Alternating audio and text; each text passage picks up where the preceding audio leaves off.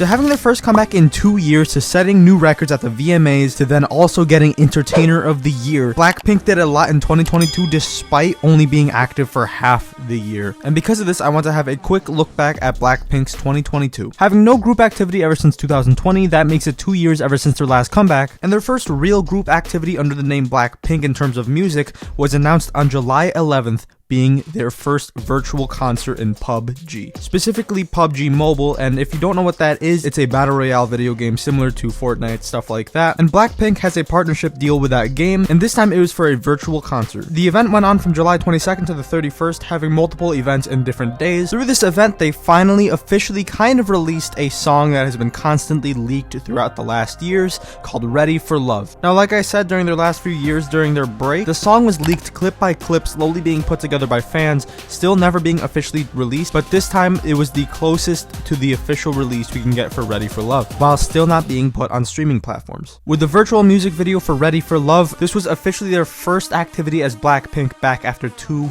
years. Obviously, this had fans like me excited to see BLACKPINK finally come back, and on the last day of the virtual concert event, they released their Born Pink teaser. This teaser having an instrumental to Pink Venom, which we did not know about at that time, while also announcing a pre-release for August, a full album for September, and tour dates slate for October. This once again had Blinks very, very excited. Before moving on to August, there was some news about Jennie starting her acting debut, which was very exciting news, and Jennie would be going under the name Jennie Ruby Jane rather than Jennie Kim. The HBO Max series, The Idol, which is yet to release, would start her acting career in the US. Now, the title of the pre-release was Pink Venom, obviously, and this was announced on August 7th with a release date of August 19th, and before that song could even come out, a day later on August 8th, the Born Pink tour finally getting its dates stretching from October to June 2023 to promote the new album. BLACKPINK was seemingly just on a roll with their comeback. Then over time, teasers were coming out for the Pink Venom song, with the music video finally releasing, getting nearly 100 million views within 24 hours, making that the biggest 24-hour music video debut upload in 2022. Now, even before the Born Pink album could even release on August 28th, the VMAs was being hosted, or the MTV Video Music Awards. BLACKPINK was nominated for the Best Metaverse Performance for their virtual event in PUBG that I previously stated,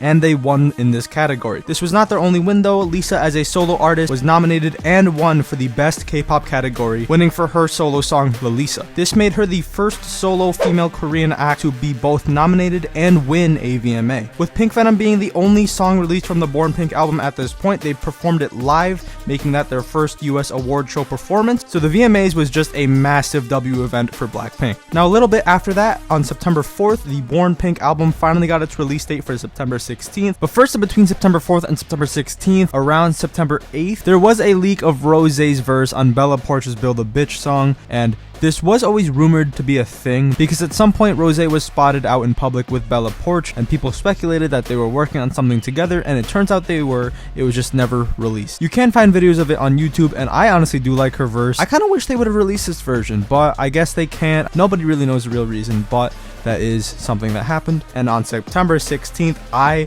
was so excited. Going down the list, we have Pink Venom being the pre-release that everybody loved, Shut Down being the title track that once again everybody loved, Type of Girl being a full English song, Yeah Yeah Yeah being an upbeat song from BLACKPINK, Hard to Love being Rosé's third solo song, which was a surprise to all of us behind Gone and On the Ground, The Happiest Girl, which was a ballad, which is very different for BLACKPINK, which was also full English, Tally also being a full English song but with them swearing.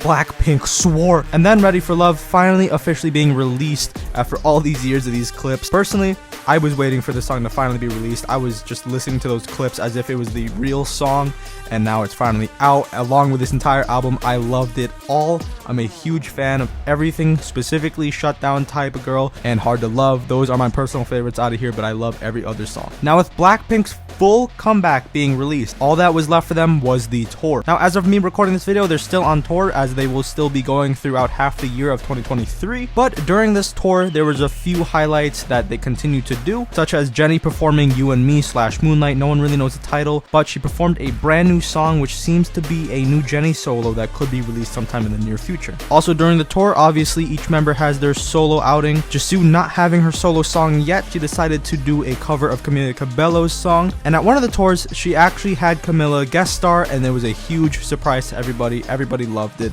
so that's just really cool to see Jisoo perform with an American artist. Now even during their tour activities, they still managed to achieve one big award, and that being the Time Entertainer of the Year. On December 7th, 2022, BLACKPINK achieved Entertainer of the Year title from Time, despite this being their first year active as a group since 2020, and they only did activities midway into the year. BLACKPINK managed to achieve this according to Time. This was a huge achievement for BLACKPINK because they were the first K-pop girl group to ever achieve this title. Now at the end of 2022, there were a few negative rumors going around about BLACKPINK. I mean, negative or positive depending how you see it.